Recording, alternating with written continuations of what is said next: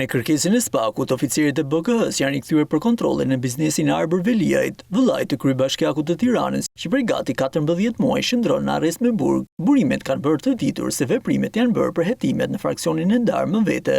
Mësohet po ashtu se në kompaninë Google janë kthyer dhe sekuestruar kontrata, fatura shërbimesh dhe dokumente. Veprimet e fundit janë ankimuar në gjykatën e posaçme, ndërsa seanca e mbajtur të njëjtën pati debate mes palëve.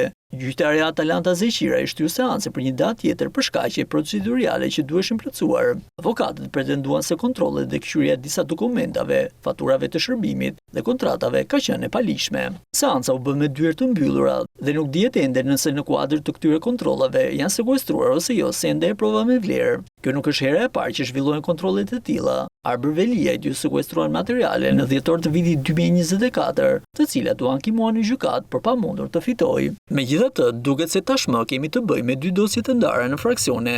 Ajo ndaj kryetarit të bashkisë Erion Veliaj, bashkëshortes së tij Ajola Xoxa dhe disa biznesmenëve, ku çështja ka kaluar për gjykim me akuza për korrupsion, pastrim parash e tenderash dhe ajo për vllain e tij Arbër Veliaj.